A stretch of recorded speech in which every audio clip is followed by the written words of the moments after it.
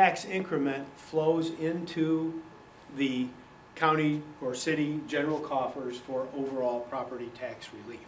So by creating the urban renewal area and setting up TIF districts, it gives the county, in this case, all the flexibility to look at, well, what's the best use of that money? And that's what they're challenging themselves on through this study. So, again, finding that balance of using that tax increment and the revenues from that tax increment and investing in either infrastructure or property tax relief to make the whole area the most competitive is what it is we're trying to look at. So any questions on how tax increment financing or what TIF means and how that can be used? It's a very simple explanation. Okay, so let me give you another just a little tidbit here on theory for what it's worth. You might wonder why 25% and why 50% and so on. I showed you how we got from 50 and 100% down to 25 to 50%. Because we want to offer something back for property tax relief. The reason we're suggesting that we put more into a higher match percentage, I should say, into land acquisition purposes is because one thing the county and any city, for that matter, has in their advantage over the private sector is time. Cities will be around and counties will be around forever. And so when you're investing in buying land to put it in control for future economic purposes, typically you might be making that decision long before a real deal comes along. Because you have to speculate a little bit to assemble enough land to create a facility that maybe you can market and get a return on that investment. So we believe there's a theory behind having the county use its ability of time to make those investments, and therefore a higher percentage of match on those projects probably makes some sense. When you're investing in infrastructure, typically you don't put in infrastructure until you just about have a deal, or you're about ready to have a deal. Somebody's knocking at your door, says, hey, I need water, I need sewer, boom, you will make the investment. So that investment will come back quicker. There are a lot of ways for cities and counties to finance infrastructure, and so the county's role in using their TIF from CF in matching infrastructure is, we're suggesting, will be less than they would be for land, because there's other sources of funding out there. So if you remember, one of our key strategies here was to leverage these monies coming into the county with other financing. Let's kind of be the lender, if you will, looking at the city kind of, or the county as kind of being the lender of last resort. So if a city has a project they want to do, then they can go try to find out how to finance the project as much as they can with other sources. We can get RISE funding, we can get SRF funding on sewer and water. There's other sources of financing, but then let's have the county be there to fill the gap of funding needed to make the project go. And so what I've shown here on this next slide is a specific example that has come out of our discussion actually with Sergeant Bluff. This is a real deal that I think, what I'm hearing, everybody is supporting at this point. In fact, well, let me just explain. First of all, I rounded these numbers up, so if you're from Sergeant Bluff, don't beat me up on my numbers. I wanted to make the math simple. We've got a road, and by the way, the road, I showed it on the map, is a very high priority project. $2 million cost. They today got a RISE grant, we heard. DOT approved a RISE grant. I'm going to say it's $1 million. It's roughly 50% of the cost of the road is coming from the DOT. And so in the little model I showed you before, if we take the local share that's left, which is $1 million, and the county puts up 25%, the city puts up 25%, we have the project funded. Now the city can take, the county can take TIF, tax increment financing revenues from CF, located down in the southern part of where I showed the map there, and pledge debt in the city of Sergeant Bluff to the extent of $500,000 in this example, and pay that debt back with TIF revenues that will be coming from CF, even though those revenues aren't going to come in for a few years. So there's a financing mechanism where they can do that today, provide the money to Sergeant Bluff. Sergeant Bluff can go build that road, and when the TIF revenues come in a few years, the county will get paid back. That $500,000 will be paid off through that TIF revenue. And this assumed, in this little example, what I said, now this project, this roadway project that they're looking to do, at this point, there is no other private investment happening around that road, right? It's just an investment in infrastructure that does not create any new property tax in that area. Is that correct? Okay. So, the only way that we can plan to have that money repaid for is through TIF revenues generated by CF. And there's other projects out there that would probably have this same kind of a funding model. But what we've put in the TIF policy is that if this investment is made, I'm looking at this from the county's perspective, if this investment is made, the county's going in thinking only CF tax revenues are going to pay for that.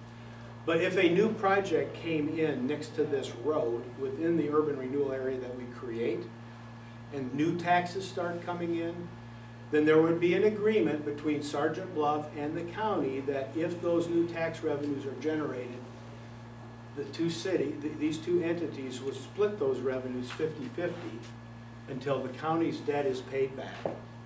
Then the county is basically done and they're off, and it frees up other monies for the county to do some things.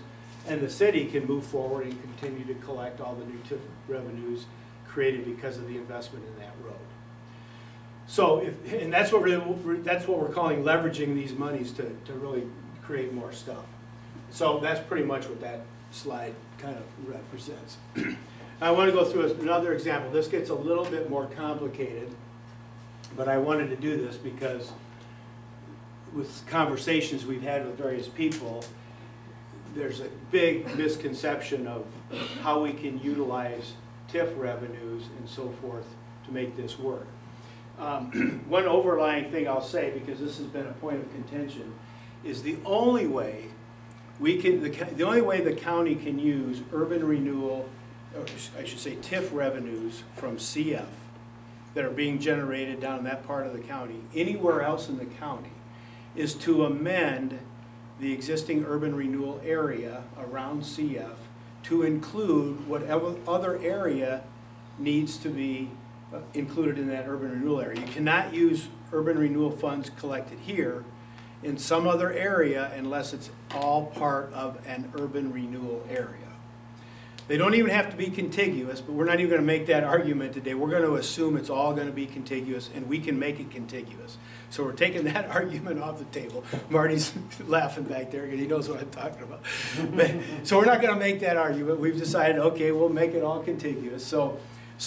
But the point is this. We cannot, as much as the county would like to help a city with their funding, it cannot happen unless the city if it's within the corporate boundaries of the city, or if it's within 2 miles of your corporate boundaries, you cannot utilize the TIF revenues coming from CF unless you request the county to amend their urban renewal area to include the area within your city.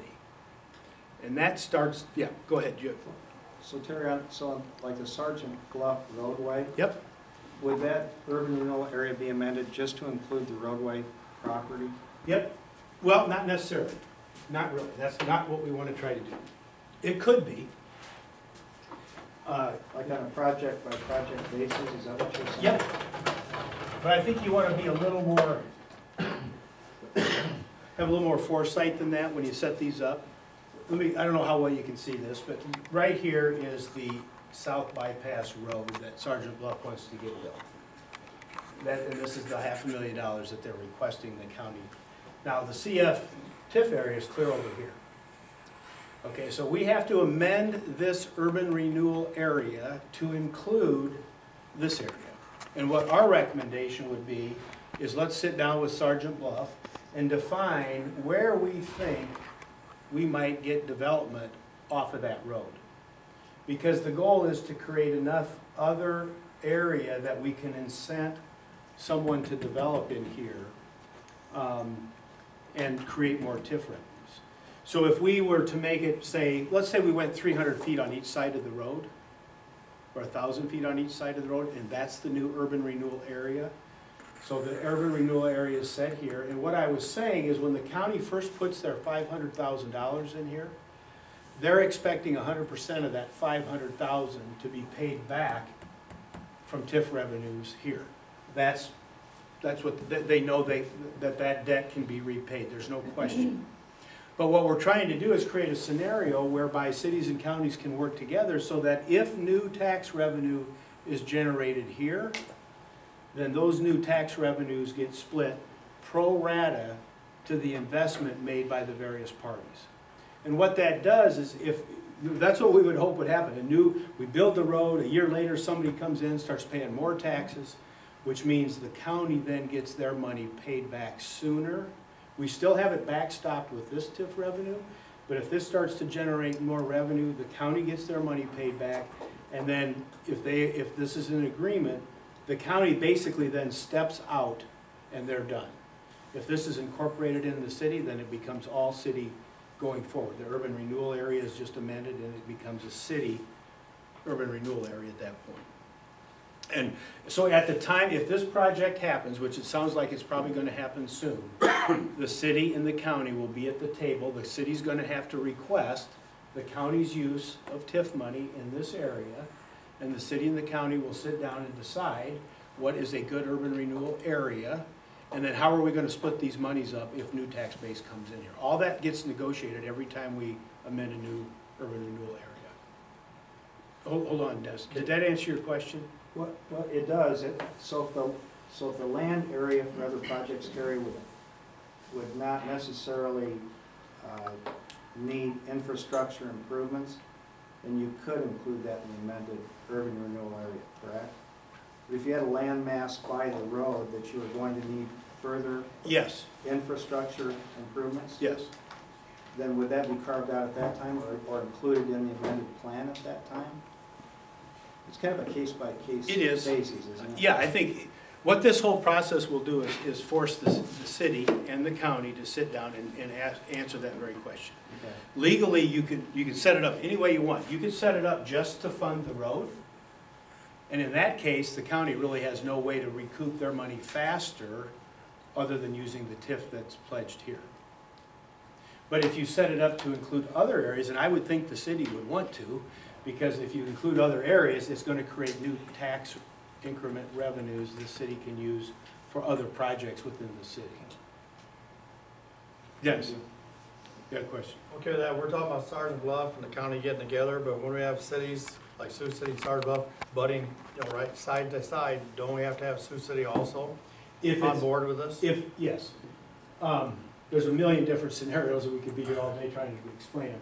If it's inside the corporate boundaries of one city, then that city does not need the other city's blessing. If it's in the 2 mile, you can't see it, but I've got 2 mile boundaries drawn on here.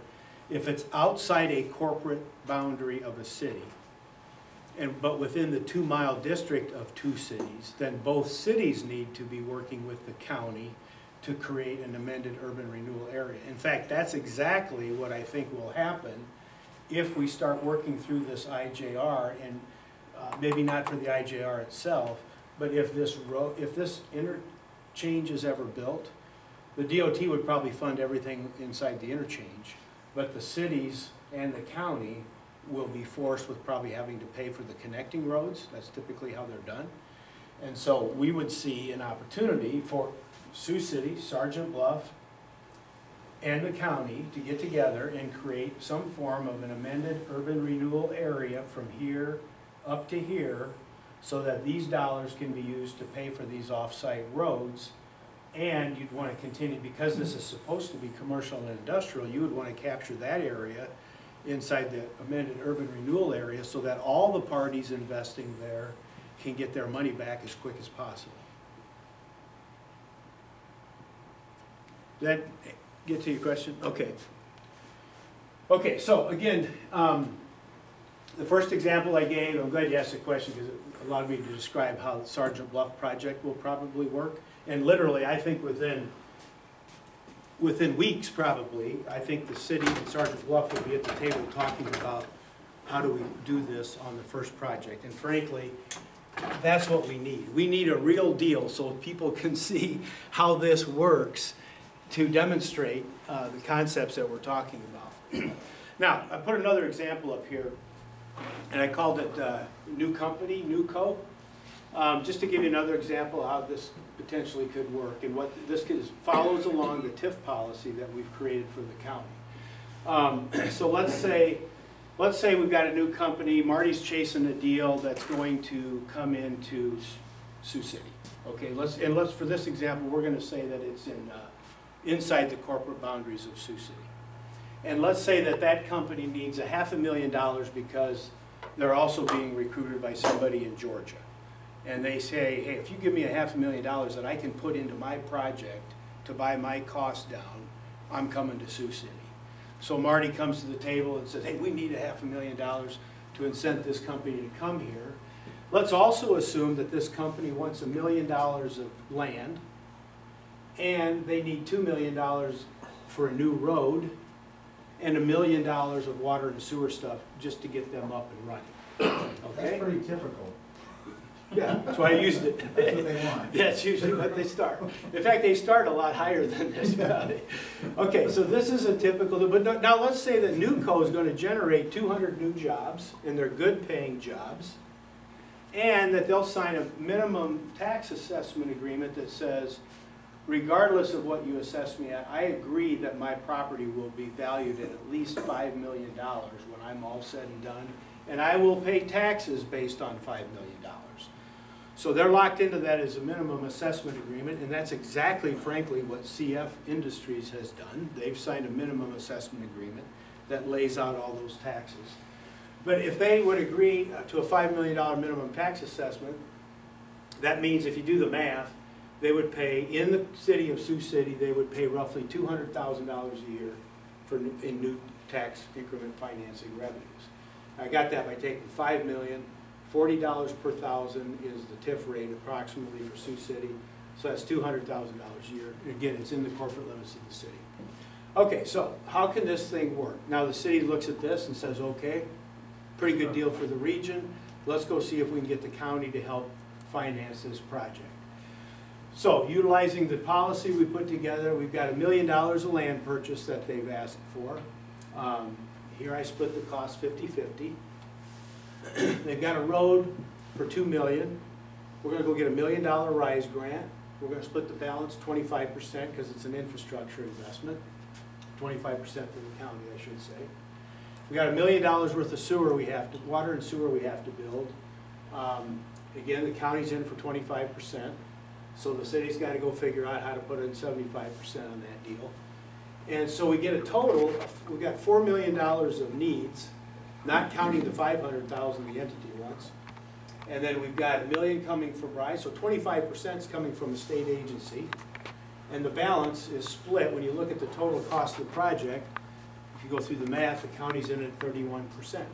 This is great leverage of county TIF to leverage up and force other investments to come into the region. So how do those TIF revenues then get reallocated back? Just like in Sergeant Bluff, Sioux City and the county, in this example, would have to sit down and discuss how do we amend the urban renewal area and how are we going to split up the revenues because this new project is coming in. So we got NewCo, they've asked for $500,000, and so in this example, and this is in our TIF policy, in this example, for the first 7 years in the TIF policy, we've said, hey, we're willing to at least consider giving 80% of new tax revenues from a project to that specific project to incent them to come here. In this example, they only asked for $500,000. They're going to generate $200,000 a year. So for the first 3 years, we're going to give them 80% of $200,000, which is $160,000. And at the fourth year, we only need to give them $20,000, and then we've met their $500,000 request. the balance of this, and then as we've said in the policy, the balance of this gets split pro rata to the investment made. And just to keep the math simple, I kept it 50-50, even though there was a little bit of a disproportionate there. So this is 50-50, so it would take the county about, I think it takes the county 15 years in this example to recoup their 1.25 million that they've put in. And that's sort of the land and everything else. And it actually takes the city in this example about 17 years, 18 years before they're fully paid back. The reason this number, point out, this is 9 years of $100,000 a year. That's why this is so big. Now, in my example, I should have probably changed it, because for a deal that, to generate only $200,000 per year in tax base, for that kind of a project with that much of an infrastructure need, you'd probably ask yourself why. Those should be, if those were $100,000 jobs at 200 jobs at $100,000 a piece, you'd probably do it. If they were $10 an hour jobs, 200 of them, you probably wouldn't make that kind of an investment. Or if that investment stood to leverage 3 more deals because of the nature of their business, then you'd probably make that investment. So this deal, while in the beginning the county's TIF is all pledged from the new revenues from CF, there's a way here, it takes 15 years, but this deal itself would pay the county back these TIF revenues over a 15-year period. So as these new revenues come into the county, it just leverages up more revenue that they have to put in other projects or offer for property tax relief.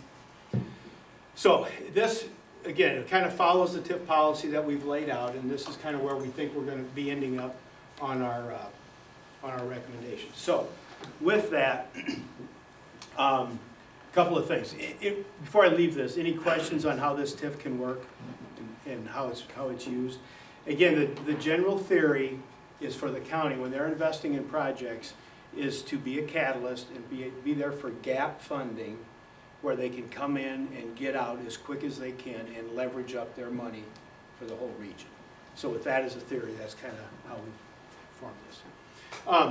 Okay, so with that's pretty much everything I wanted to kind of go through today. We've got a couple of things that I think are going to be rolling out here fairly soon, because we've got one project that's just got funded today, so we're going to be sitting down with Sergeant Bluff probably and really putting the details to this.